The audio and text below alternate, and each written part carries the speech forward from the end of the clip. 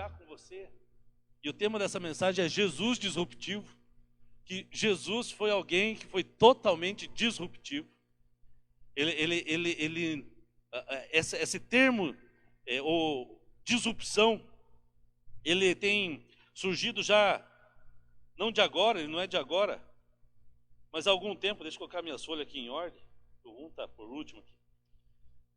Mas em 1997, um escritor chamado Clayton Christensen, ele faleceu agora em janeiro de 2020, pode deixar na tela, ele escreveu um livro chamado Dilema do Inovador. Acho que no próximo tem eu pulei aqui, o próximo tem a foto dele. Ele era mormon, ele está por sinal. Esse cara foi um professor de Harvard, ele escreveu um livro que impulsionou muita gente nessa área de inovação. Bill Gates, Steve Jobs e tantos outros. O que é disrupção? Essa disrupção é algo que está acontecendo no mercado. E essa pandemia acelerou esse processo. As pessoas hoje querem coisas rápidas, né? Os clientes, quem tem empresa, quem tem negócio, né, querem coisas rápidas, querem coisas de melhor qualidade.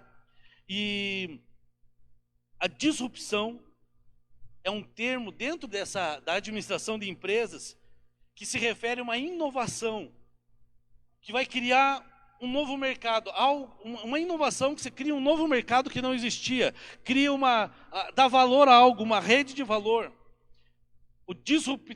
A disrupção é eventualmente você interromper um mercado e uma rede de valor que já existe. Vai entender isso.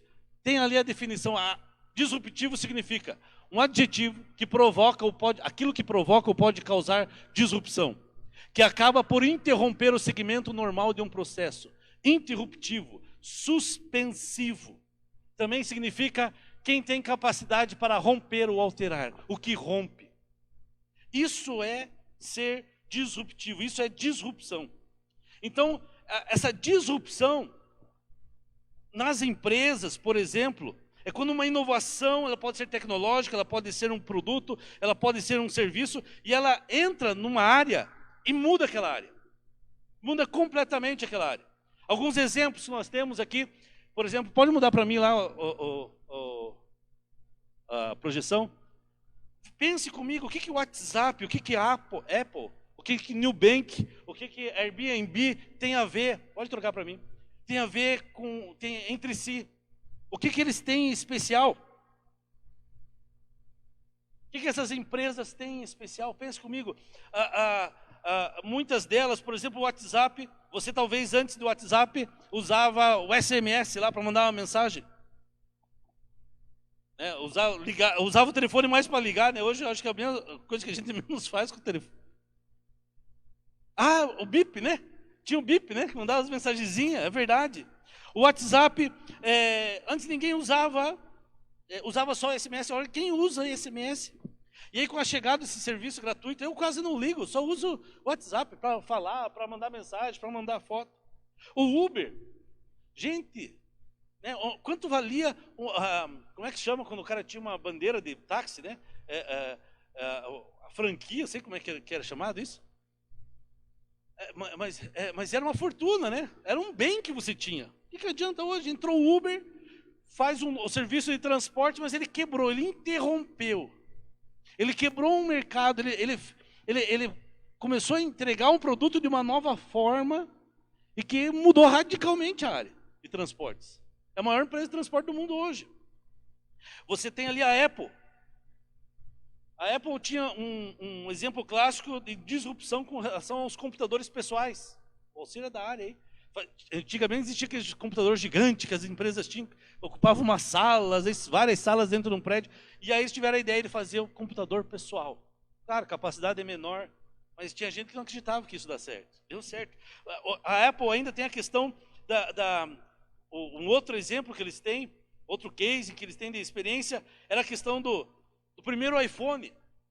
Quando Steve Jobs lançou o primeiro iPhone, gente, lembra? Nossos celulares eram de apertar, assim, tinha um botãozinho, não sei se você lembra.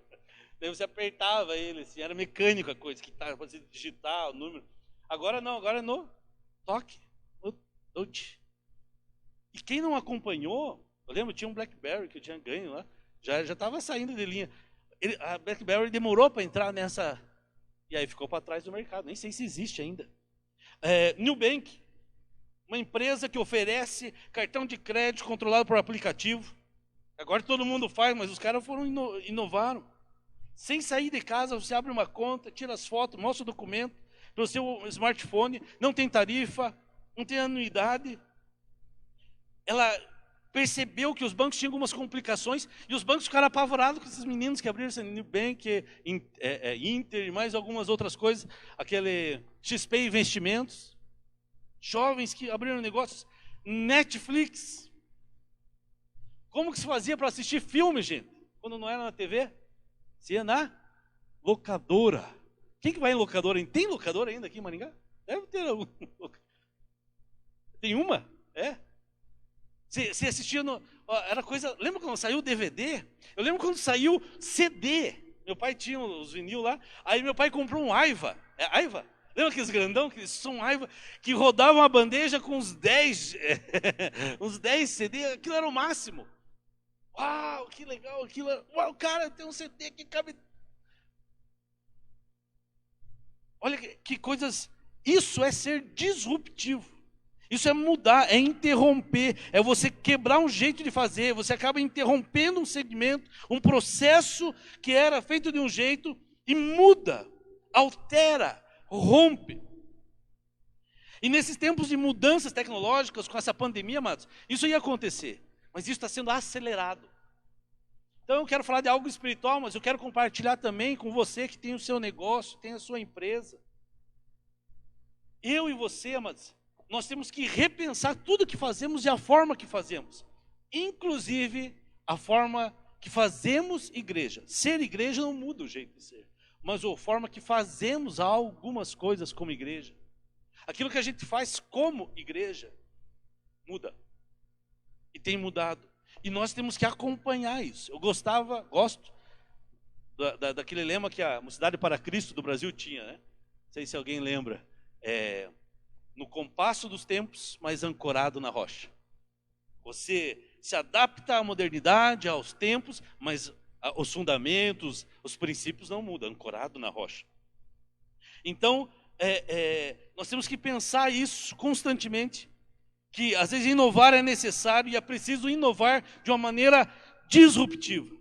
Assim como o WhatsApp fez, a Netflix, por exemplo, fizeram, conceitos novos. E essa disrupção, não adianta você só ter uma ideia nova, ela tem que, além de ser uma ideia nova, ela tem que gerar uma nova demanda. Mudanças que trazem algo necessário. E é interessante quando nós olhamos para o mundo dos negócios, foi da onde surgiu a conversa. Muitos dos grandes CEOs, executivos, hoje são disruptores. Pessoas que estão pensando um jeito novo de fazer o mercado e por aí fora. Mas olhando para a Bíblia, nós vemos que Jesus foi o maior disruptor. Jesus foi o maior perturbador. Alguém que transformou, foi o maior disruptor de todos os tempos. Aquele que alterou o jeito de se fazer as coisas. Jesus alterou a forma de se relacionar com Deus. E aí eu e você que tem uma pequena empresa, uma média empresa, uma grande empresa, você que um dia vai ter sua empresa. Hoje de manhã eu falei com a igreja de Itambé, tem muitos jovens lá. Falei, vocês têm que estar atentos a isso, moçada. Vocês têm que estar atentos a isso. Então, executivos, sejam cristãos, líderes empresariais, nós temos na Bíblia um exemplo muito claro que é Jesus, do que é ser disruptivo. Eu lembro que eu tinha um professor no seminário, aprendi muito, me inspira até hoje na vida dele. Pastor Skip Rotter, americano, era de Portland, se não me engano. E no seminário, ele fazia, nós lemos alguns livros, e às vezes eram livros seculares, principalmente na área de finanças, de negócios, de administração. E aí, depois de ler, nós tínhamos que ler o livro, e aí nós tínhamos que achar princípios bíblicos dentro daqueles conceitos seculares. Para a gente ver que alguns conceitos que muitos aí fora falam, a Bíblia já falava, a Bíblia já demonstrava, a Bíblia já declarava. Quando a gente olha para a igreja primitiva, só abaixa o retorno para mim aqui, senão calma. Alguns cristãos primitivos, a igreja primitiva, ela foi disruptiva. Ela entendeu que ela tinha uma forma diferente de fazer as coisas. Eu quero mostrar o texto que Deus mostrou com você. Abra sua Bíblia em João, no Evangelho de João, capítulo 4. Evangelho de João, capítulo 4. Evangelho de João, capítulo 4. Nós vamos meditar versículo por versículo nessa história linda do encontro de Jesus com a mulher samaritana. E vemos que aprendemos lições preciosas aqui. Eu vou ler versículo por versículo e compartilhando com vocês alguns princípios da Bíblia aqui. O texto diz assim: e quando Jesus entendeu que os fariseus tinham ouvido, ou melhor, e quando o Senhor entendeu que os fariseus tinham ouvido que o Senhor fazia e batizava mais discípulos que João, ainda que Jesus mesmo não batizava, mas os seus discípulos sim, deixou a Judéia e foi outra vez para a Galileia. Mas nesse texto a gente vê a primeira observação desse Jesus disruptivos que nós vimos aqui. Jesus foi disruptivo em toda a sua vida, ele quebrou sistemas, ele quebrou a forma das pessoas buscarem a Deus. As pessoas esperavam que Jesus seria um grande líder militar, que o Messias viria, seria um líder político, e ele veio, quebrou tudo isso. Ele era um homem simples, do dia a dia, um carpinteiro de Nazaré. Mas nesse texto fala que Jesus, ainda que Jesus mesmo não batizava mais os seus discípulos, Jesus foi disruptivo no seu modelo de liderança. Primeira forma que Jesus foi disruptivo: não era ele que batizava, ele deixava os seus discípulos batizar. Ele incentivava outros. Você vê que Jesus, ele incentivou discípulos novos, ele tinha os novatos, ele dava oportunidades. Jesus foi disruptivo no seu modelo de liderança. O texto continua: e deixou a Judéia outra vez e foi para a Galileia. Tinha descido ao sul, agora estava voltando ao norte. Jesus foi, e era-lhe necessário, versículo 4, passar por Samaria. No versículo 5 diz: foi, pois, a uma cidade de Samaria, chamada Sicar, junto da herdade que Jacó tinha dado a seu filho José. E ali estava a fonte de Jacó. Jesus, pois, cansado do caminho, assentou-se assim junto da fonte. Era isso quase a hora sexta. Jesus foi disruptivo na busca do seu público-alvo, vamos dizer assim. Porque a Bíblia diz que era necessário passar por Samaria. Ele podia ir por outros caminhos, mas era necessário ele passar por Samaria. Na agenda de Deus tinha algo, ele tinha que passar por Samaria. Tinha algo a fazer em Samaria. E quando Jesus chega lá, vou abrir um parênteses aqui, ele tinha um público, ele tinha alguém que ele queria alcançar. Só que esse público não era, talvez nós quando olhamos para, vou evangelizar alguém, ou vamos alcançar alguém, nós olhamos, e geralmente a gente atrai pessoas parecidas com quem nós somos, e a gente vai nesse público. Mas Jesus foi num público totalmente distinto. A Bíblia diz, mais para frente a gente sabe disso, mas todo o Novo Testamento demonstra que os judeus não se davam com os samaritanos. E por que os judeus não se davam com os samaritanos, pastor? Porque o judeu olhava para o samaritano e via no samaritano um judeu misturado. Você tem que olhar a história de Israel, chegar lá no capítulo 17 de 2 Reis e olhar a história. Quando o reino do norte foi invadido pela Assíria, os assírios, que eram um povo cruel, sanguinário, violento, dominaram o reino do norte, as tribos do norte. E quando eles entravam no lugar, os assírios tinham uma forma de dominar. Os gregos levavam sua cultura, influenciavam aquele povo com a cultura. Os romanos queriam as riquezas. Mas os assírios, o que eles faziam? Eles misturavam os povos dominados. Então tiravam um cara do Rio Grande do Sul, mandavam para São Paulo. De São Paulo mandava para Minas, de Minas mandava para Paraná, do Paraná mandava para Pernambuco, como se fosse isso, misturavam os povos, de forma que aqueles povos, tantos países dominados por eles, perdiam a identidade. E os judeus que estavam no reino do norte, que aconteceu, os israelitas se misturaram com outros povos. O texto fala lá em 2 Reis 17, que 5 povos de 5 nações foram morar lá naquele lugar. E ainda trouxeram seus deuses. Guarde isso, cada um desses 5 povos trouxe os seus deuses para adorar. Judeus não se davam com o samaritano. Rabino nenhum ia escolher um samaritano para ser seu discípulo. Mas Jesus buscou aquele povo, naquela mulher, que nós vamos ver no texto adiante aqui, um público-alvo. E aí a gente vai para o terceiro motivo pelo qual Jesus foi disruptivo. Porque Jesus criou relacionamentos improváveis. Jesus foi nos improváveis. Jesus usa os improváveis. Nós estamos falando de relacionamento nessa temporada aí. Jesus, ele se aproximou, ele criou um relacionamento mais improvável. Jesus foi disruptivo em seus relacionamentos. Às vezes a gente quer se relacionar só com quem é parecido com a gente, né? Tendência nossa. Mas Jesus foi disruptivo, ele quebrou isso. Jesus foi totalmente, ele se relacionou com os improváveis, teve relacionamentos improváveis. Versículo 7, ainda não sei, quero abrir um parênteses e mostrar algo. Estava ali a fonte de Jacó, da fonte de Jacó. Jesus, pois, cansado do caminho, já foi lido isso, assentou-se junto à fonte. E era isso quase a hora sexta. Hora sexta é meio-dia para o judeu. Começa a contar 6 horas da manhã. Eu não sei se eu já preguei aqui na igreja, até perguntei para a Karina, não lembrava, se eu já falei isso, vou falar de volta. Mas eu gosto muito dessa história do poço de Jacó. Pense, amados, Jacó, eu não lembro quantos, talvez 1000, acho em termos de 1000 anos antes, não lembro, construiu esse poço. E esse poço era para o seu gado, para os seus bezerros, para as suas ovelhas, para a sua família beber, para os seus criados beber. Era um poço, criou um poço nas suas terras. Foi lá, cavou, ele e seus servos cavaram um poço.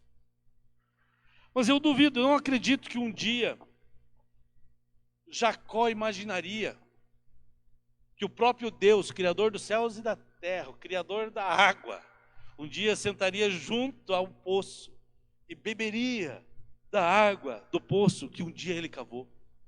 Já parou para pensar nisso? Jacó fez um poço para si, para sua família. Mais de 1000 anos depois, o próprio Deus, Criador, se fez homem, vem à terra, palmilha essa terra, anda por essa terra, e um dia o próprio Deus está junto a esse poço, e o próprio Deus poderia beber da água do poço que ele cavou. Deus ia usufruir de algo que Jacó fez. Mas para mim isso já dá para nós ir embora depois disso. Porque pensa o seguinte, tem coisas que nós fazemos, ninguém está vendo, ninguém sabe, alguma coisa que você fez, os outros viram, tudo bem, mas você não viu o resultado. Muita coisa nós faremos na nossa vida e nós não veremos os frutos, o resultado disso, alguém vai colher. E mais do que isso, muita coisa que nós fazemos, o próprio Deus um dia vai usar daquilo que um dia nós fizemos, para a honra e glória dele, para cumprir o propósito dele. Eu lembro quando eu me converti, eu tinha 7 anos de idade, e uma vizinha começou a evangelizar meus pais, e ela era da Assembleia de Deus, a irmã Nair. A irmã Nair, evangelizando minha mãe, meu pai ali, ela convidou, eu lembro mais ou menos a história, ela pediu para fazer um culto, se não queria fazer um culto evangelístico na nossa casa. Morávamos em Ponta Grossa, no bairro da Santa Paula, quem anda de lá sabe. A rua Goiabeira, acho que era o número 18, 484, sei lá. Não lembro agora, tem um monte de número. 18 era em Curitiba. Sei que nós morávamos lá na rua Goiabeira. E aquela irmã convidou alguns irmãos da Assembleia, foi um evangelista chamado Daniel. E eles foram lá e fizeram o culto na nossa casa, tal. Eu não lembro os detalhes do culto, eu lembro que as crianças ficaram num quarto e no final ele chamou todo mundo. As crianças, inclusive, fez um apelo para quem queria aceitar Jesus. Eu e minha irmã aceitamos Jesus. Eu tinha 7 anos, minha irmã tinha 9. Nós começamos a ir na igreja com a vizinha. Nós aceitamos Jesus. Escola dominical, logo depois meu pai e minha mãe começaram, não tem que nós levar eles, né? Começaram a ir, começaram a frequentar, depois se batizaram. Passou um tempo, morava em Curitiba, já casado, com os filhos, acho que 2012, mais ou menos isso. Um dia abri o Facebook e vi o Facebook lá do meu ex-pastor, lá em Ponta Grossa, quando era da Assembleia, o pastor José Polini. Uma foto ele postou, e tinha alguns comentários. E tinha um comentário que dizia assim, saudade, pastor Polini, tempo que trabalhamos juntos, e é o nome do irmão lá, Daniel, não sei das quatro. Eu olhei aquela foto, olhei o perfil do irmão, eu acho que foi esse homem que me evangelizou.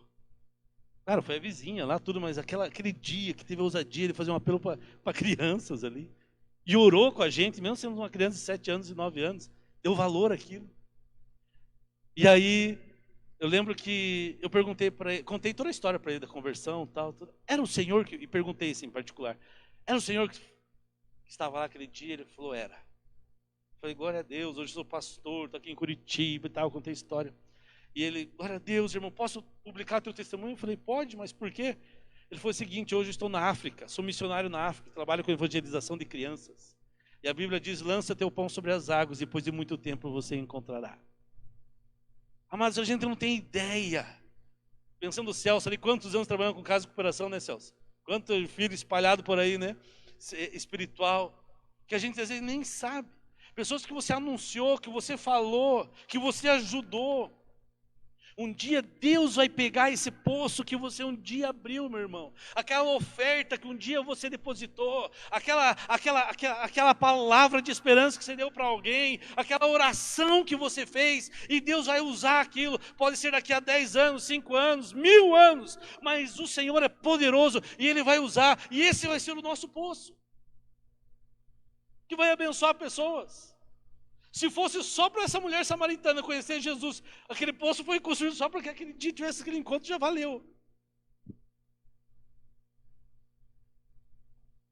Jesus foi disruptivo nos seus relacionamentos. Fecha parênteses agora do poço. Jesus foi disruptivo. O versículo 7 diz, veio uma mulher de Samaria tirar água. E disse-lhe Jesus, dai-me de beber. Versículo 8, porque os seus discípulos tinham ido à cidade comprar comida. O 9, disse-lhe, pois, a mulher samaritana, como sendo tu judeu, me pedes de beber a mim, que sou mulher samaritana? Porque os judeus não se comunicam com os samaritanos. Por quê? Porque eles olham para o samaritano e dizem, samaritano é um judeu que se misturou, perdeu a identidade, adora outros deuses, não é mais genuíno, não é sangue ali da nossa linhagem, se contaminou. Jesus, versículo 10, respondeu, e disse-lhes, se tu conheceras o dom de Deus, e quem é o que te diz, dai-me de beber, tu que pedirias e ele te daria água viva. Amado, Jesus aqui foi disruptivo. Olha o que o 11 fala. Disse a mulher, Senhor, tu não tens com que tirar a água, o poço é fundo, onde pois tens água viva? Amado, Jesus aqui foi disruptivo em 2 sentidos, tinha mais um que eu não tinha visto aqui. Primeiro, ele usou meios não convencionais, né? Senhor, para pegar água tem que ter balde, tem que ter corda. Para se locomover, as pessoas tinham que pegar o ônibus, tinham que entrar no táxi, tinha que... Mas daí veio um cara que veio, pô, vou fazer um aplicativo aqui e vou fazer cada pessoa virou Uber. Eu vou fazer uma plataforma para as pessoas colocarem os vídeos, seus vídeos, suas publicações, YouTube, Netflix, tal, Spotify. Nós temos um monte de exemplos disso. Jesus disse, eu não vou usar os meios convencionais.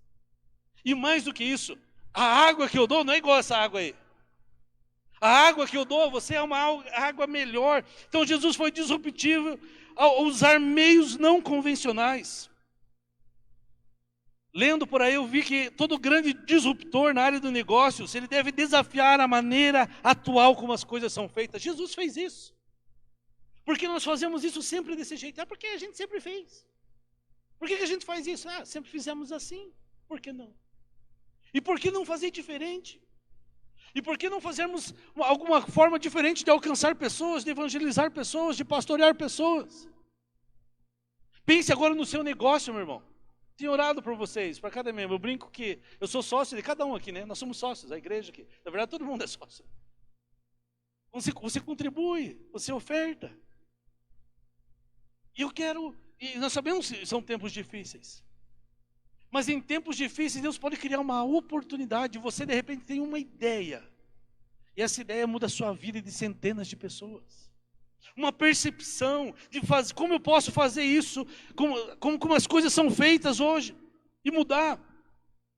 Toda grande invenção foi criada porque alguém se atreveu a perguntar como isso poderia ser feito melhor.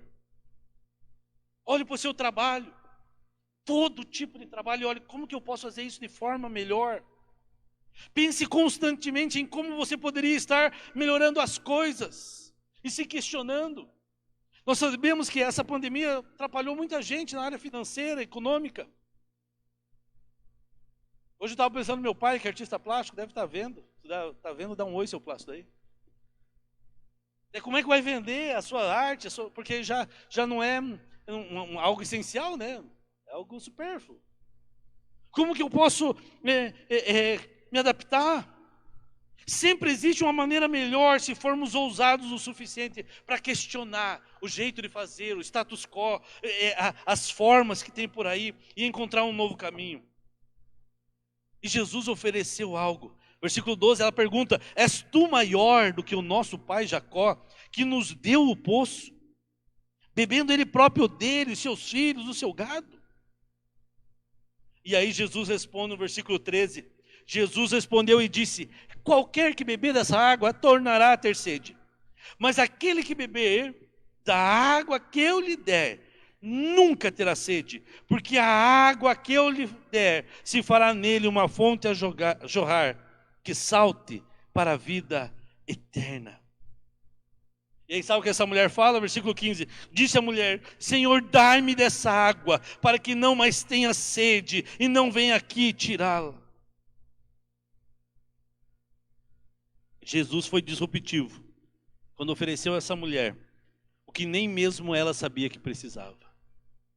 Jesus foi disruptivo quando ele oferece às pessoas algo que nem mesmo elas sabem que precisam. Eu não sabia que precisava de WhatsApp. Hoje a gente não consegue viver sem esse troço. Eu não precisava de celular. Nós não vivíamos antes sem celular? Vivia. Mas hoje se consegue viver, é difícil. Serviços que nós temos hoje.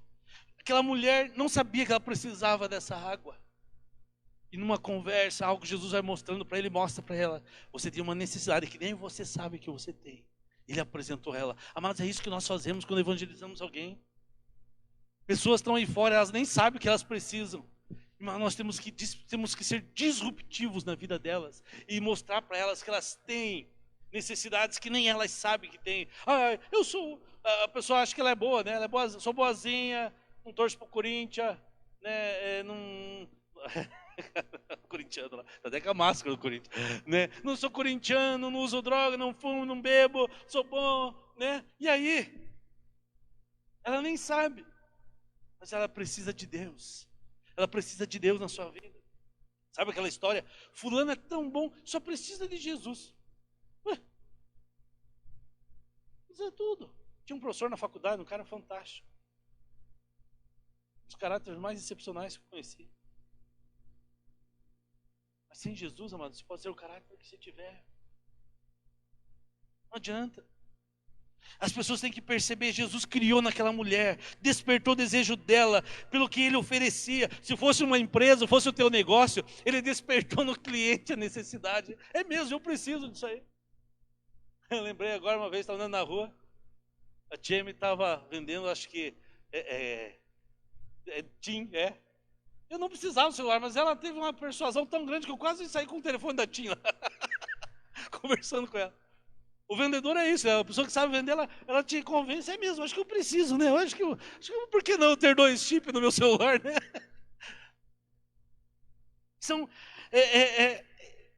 Aquela mulher: dai-me dessa água. Versículo 16, disse Jesus: vai, chama teu marido e vem cá. A mulher respondeu e disse: Senhor, não tenho marido. Aí Jesus fala: disseste bem, não tenho marido. Versículo 18, porque tiveste 5 maridos, o que agora tem não é teu marido. Isso disseste com verdade. Disse a mulher: Senhor, vejo que és profeta. Nossos pais adoraram no monte, e vós dizeis que é em Jerusalém o lugar que se deve adorar. E aqui, amados, tem outra perspectiva, outra coisa, outro parênteses. Eu gosto desse texto aqui.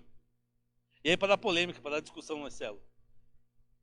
Imagine você, ou eu que sou pastor, o Celso, sei que já fez aconselhamento, líder de célula. Vem alguém na sua célula e começa a contar a história dela, no seu gabinete, você começa a contar a história e tal. Olha, eu fui casado, eu separei, eu casei com outro, daí eu traí, fui para lá, eu sei para cá. Eu sei que a história da pessoa tinha 5 casamentos. Hoje já seria bastante, mas naquela época aquilo era dentro, né, do contexto do Oriente Médio ainda. E Jesus, você começa a conversar com aquela pessoa, isso é pecado, né? Olha, Deus mostra para você, você está em pecado.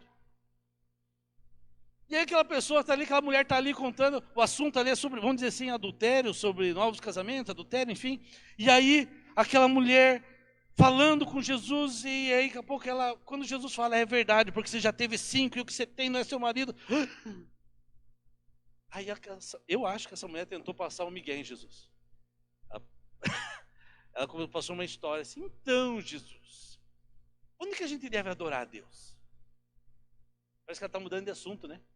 Então assim, está lá falando assim, está ele aqui, está em quadra aí, será? Em quadra, né? Tá lá, tá conversando com a pessoa, estou falando com o Gustavo, corrigindo ele de uma área que ele está, e de repente ele vem com outro assunto.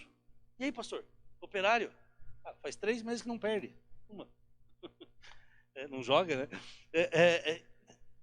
E aí, só que o que aconteceu? Se fosse eu, o pastor ali daquela mulher, estiver fazendo esse aconselhamento, eu dizia assim, viu, não mude de assunto, não me enrole. Seguinte, a história é essa, que história é essa de casar? Só que Jesus caiu no migué dela.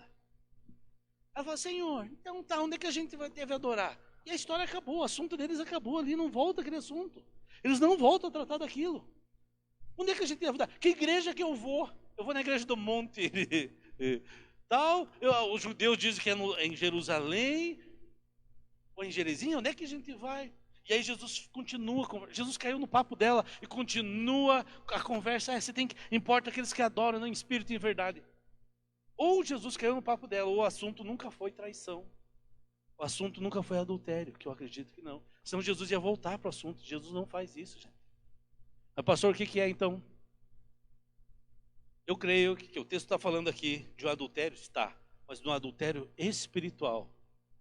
Senhor, a palavra marido, melhor dizendo, a palavra marido, ela é sinônimo de Senhor, de Deus, de Baal, naquela região ali, que era Canaã também. E ele está dizendo assim, vai, Senhor, vamos recapitular a história.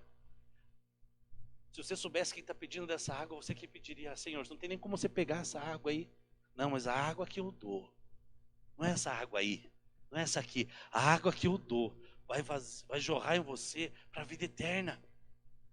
Senhor, então me dá dessa água para que eu não volte mais aqui, meu Senhor.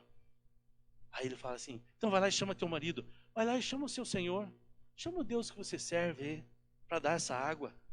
Não, mas eu não tenho nenhum Senhor. É verdade, já teve 5, ela era samaritana. Quantos povos habitaram em Samaria? 5 deuses. 5 povos, trouxeram seus 5 deuses. 2 Reis 17. Vocês samaritanos, ele está quase falando com a nação, vocês já se adulteraram, já adoraram tantos deuses. Tantos outros deuses. E aí ele fala para ela assim, e agora o que você tem não é nem teu Deus ainda. E ela, é verdade. Vejo que tu és profeta. Porque o assunto é adoração. Adoração a Deus. Não mudou o assunto. Não tem como você estar conversando aqui e virar para cá. O assunto é o mesmo, o assunto sempre desde o início ao fim, está falando sobre adoração. Esse texto fala sobre adoração. E essa mulher fala, Senhor, onde é que eu devo adorar então? E Jesus fala, não importa o lugar. E aí Jesus é disruptivo. Não importa o lugar, não é Jerusalém, não é no monte, não é em templo, não é em lugar nenhum. O que importa é os verdadeiros adoradores. O Pai procura não adoração, adoradores. Adoradores que adoram em espírito e em verdade. Jesus muda a forma de ver até a adoração. Ele foi disruptivo, ele mudou aquela situação, fez aquela mulher perceber o que ela precisava. E aí Jesus demonstra um novo modelo de espiritualidade. Jesus vem mostrar que um novo modelo de espiritualidade não era trazendo as suas ofertas, os seus sacrifícios, que você ia alcançar a Deus. Jesus disse, eu sou o caminho, a verdade e a vida. Quem já estudou o tabernáculo sabe que está falando da entrada do tabernáculo, do átrio, do lugar santo, do santo dos santos. E aí ele fala para aquela mulher, versículo 21, crê que a hora vem, que já chegou, que neste monte, nem em Jerusalém, adorareis ao Pai. Vós adorais o que não sabeis, 22, nós adoramos o que sabemos, porque a salvação vem dos judeus. E o versículo 23, mas a hora vem, e já chegou, em que os verdadeiros adoradores adorarão ao Pai em espírito e em verdade, porque o Pai procura tais que assim o adorem. E aí ele diz, Deus, versículo 24, Deus é espírito e importa que os que o adorem em espírito e em verdade. E a mulher fala assim, Versículo 25, Senhor, eu sei que o Messias, que se chama Cristo, ele vai nos dizer todas essas coisas, ele nos anunciará tudo. E aí Jesus fala, sou eu. E aí você pode dizer, não, ela reconheceu que ele era o Messias porque ela revelou a vida dele. Amados, profetas, Israel tinha desde o Velho Testamento. Jesus ter uma revelação ali, é de Deus, maravilhoso. Mas ela não podia, existiam profetas. Nós não temos o Velho Testamento todo aqui. Poderiam ser usados para falar com ela do mesmo jeito. E então vieram os seus discípulos e maravilharam-se, versículo 27, que estivesse falando com uma mulher. Mulher, e ainda samaritana. Jesus foi totalmente contra o sistema, né? Todavia nenhum lhe disse, que perguntas, o porquê falas com ela? Deixou, pois, a mulher o seu cântaro e foi à cidade e disse àqueles homens. Daí ele fala, Jesus criou novos modelos. Mas se você tem um negócio, se você tem uma empresa, se você tem alguma ideia, a tua área de atuação, seja arte, seja negócio, seja economia, seja educação, seja assistência social, seja dança, seja comércio, seja indústria, seja o que for que você faça, música, seja esportes, seja o que for, pelo amor de Jesus, deixe essa palavra entrar no teu coração e pratique, crie novos modelos, novas formas de fazer. Por que não você ser usado para isso?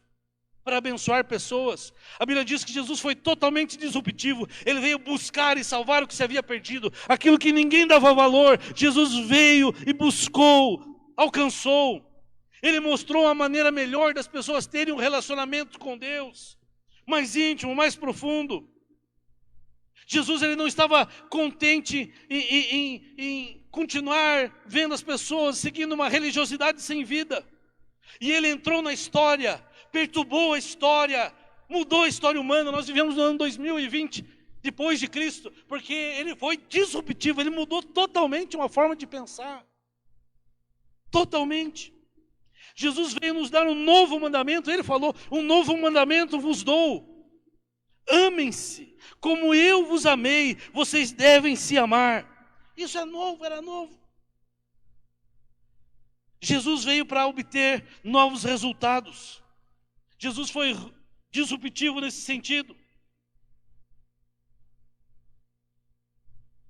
Demonstrou um novo modelo de espiritualidade. Versículo, onde é que eu parei? Versículo 28, 29 agora. Vinde ver de um homem. Aquela mulher saiu, foi para a cidade, deixou o cântaro dela lá, a água que ela foi buscar no meio-dia e tal, e foi à cidade e disse àqueles homens, cadê o marido? Por que ela não foi anunciar para o marido dela? Não é marido, gente. Vinde ver de um homem que me disse tudo que tenho feito. Porventura, não é este o Cristo? Cristo é o Messias. Não é esse o Messias que nós tanto aguardamos? Saíram da cidade e foram ter com ele. Entretanto, os seus discípulos lhe disseram, Rabi, come. Mas o resultado será outro. Eu lembro o Fábio falava uma frase para mim lá em Curitiba ainda sempre. Se a gente fizer sempre a mesma coisa, nós vamos obter sempre os mesmos resultados. É insanidade fazer a mesma coisa e esperar que o resultado vai ser diferente. Não tem lógica. Se os teus resultados são X, ele pode ser X mais 1, X mais 2, X elevado a 10, a 100, a 1000. Mas você tem que mudar a forma de fazer o que se faz. Isso cabe nos seus negócios, isso cabe nos seus relacionamentos, isso cabe no seu relacionamento com Deus, no seu jeito de viver, nos seus cuidados, em tudo na nossa vida. Porque nós não sairmos aqui hoje dizendo assim, eu vou ser disruptivo como o meu Senhor é disruptivo. Se eu tiver que mudar conceitos, hábitos dentro da minha vida, eu vou mudar. Se eu tiver que mudar na minha forma de trabalhar, na minha forma de se relacionar, eu vou fazer isso, eu vou deixar o Espírito Santo fazer isso em mim. Jesus continua, o texto continua, versículo 32. Aí os discípulos no 31 falaram, Jesus, come algo, mestre. E Jesus disse, uma comida, versículo 32, tenho para comer que vós não conheceis. Então os discípulos diziam uns aos outros, será que trouxeram porventura alguma coisa para ele comer? Jesus disse, a minha comida é fazer a vontade daquele que me enviou e realizar a sua obra. Aqui seria quando foi inventado o iFood. Já que já chegou comida para ele, alguém já entregou e a gente não sabia. Eu até escrevi aqui, God Food. Entregou a comida do céu para ele. Será que trouxeram algo?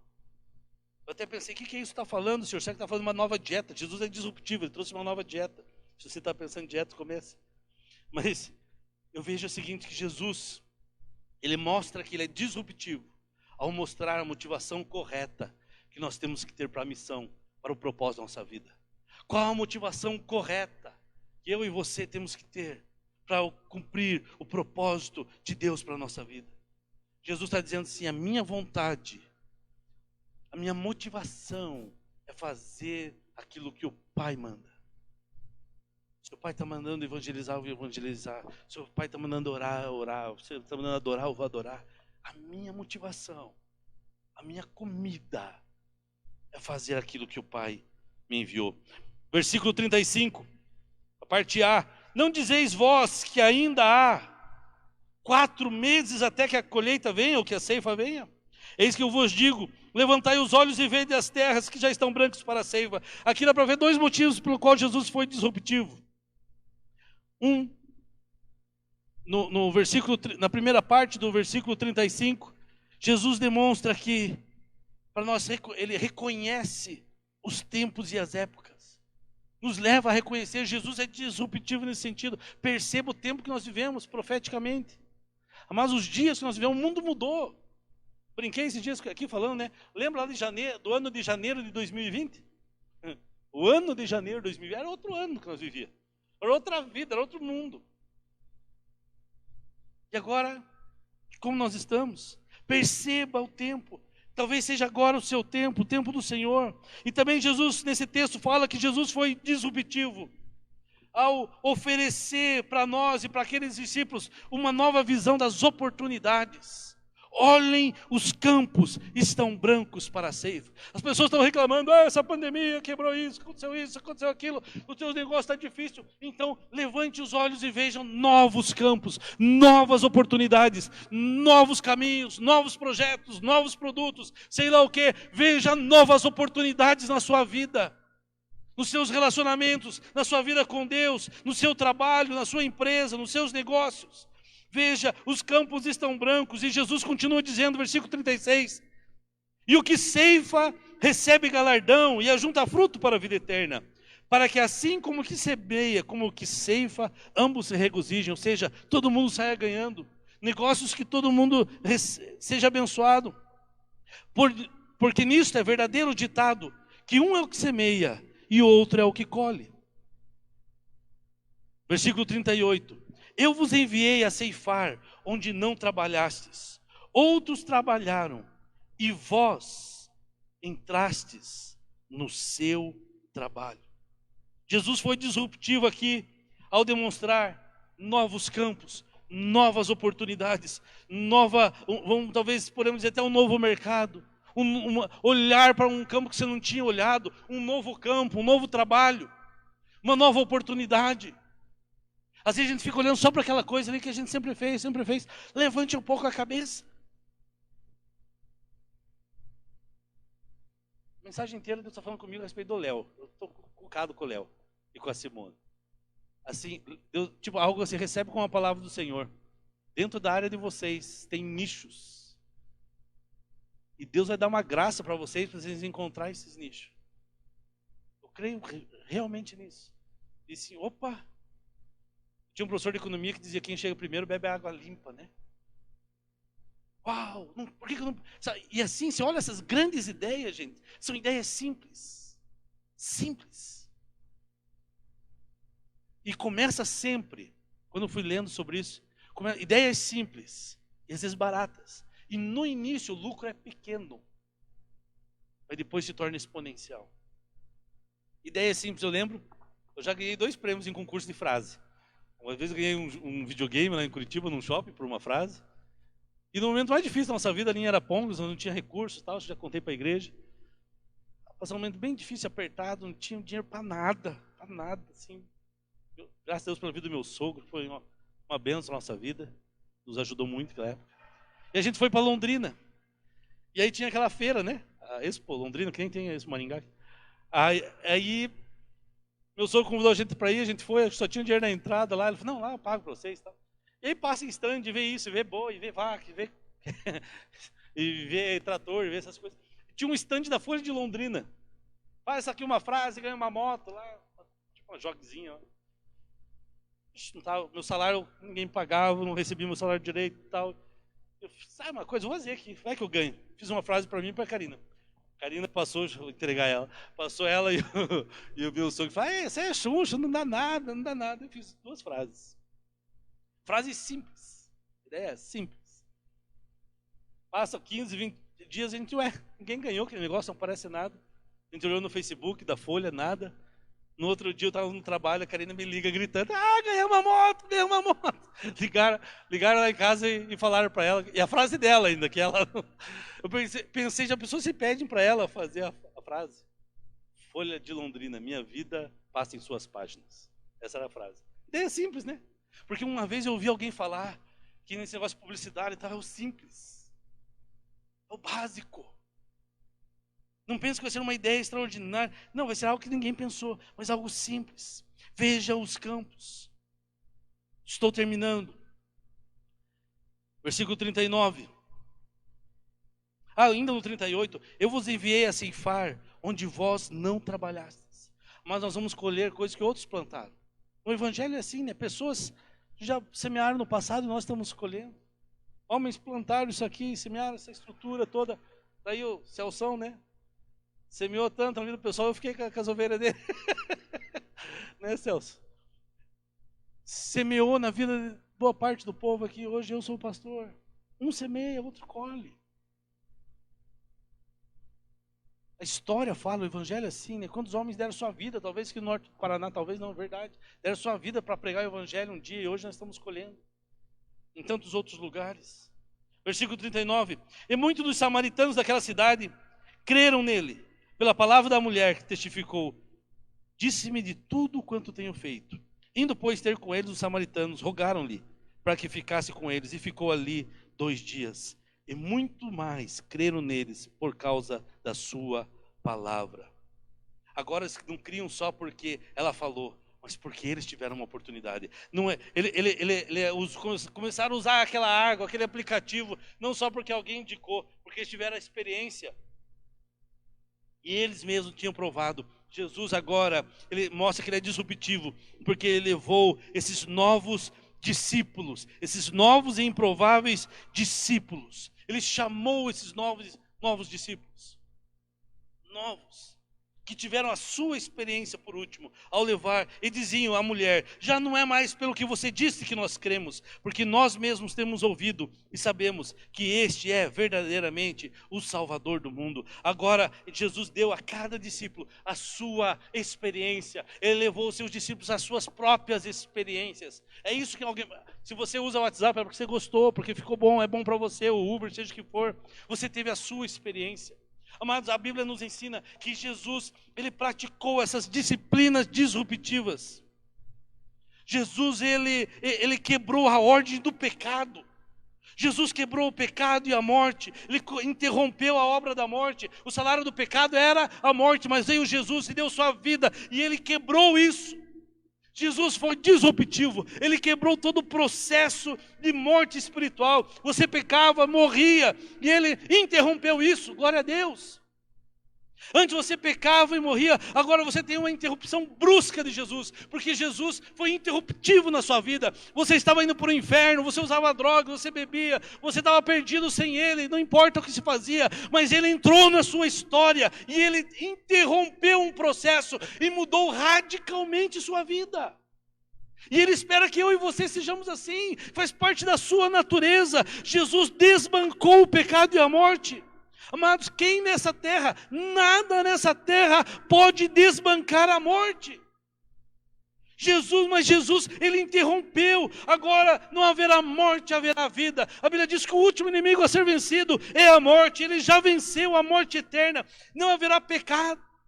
Ele venceu, ele destruiu. Jesus foi disruptivo. Entenda isso, creia isso para a sua vida. Eu não sei como você está, você que está nos assistindo, eu não sei como você está, mas há um homem chamado Jesus, e ele te chama para interromper o que você faz hoje, para mudar o caminho que você tem levado, Pastor, mas eu já sou crente, né? Há 500 anos, desde o tempo das caravelas, eu estou aí e tal. Eu vim junto no barco, estou aí. Amados, não importa. Mude o seu jeito de se relacionar com Deus, do seu ministério, de você conduzir sua vida. Você tem uma oportunidade. Cristãos, os discípulos, 12 discípulos andaram com Jesus, mas eles precisavam também serem disruptivos. E sabe o que Deus fez? Deus enviou o Espírito Santo sobre eles, em Pentecostes. E aquela igreja, aqueles discípulos que estavam começando ali, eles foram impactados. Deus é um Deus disruptivo, que muda processos.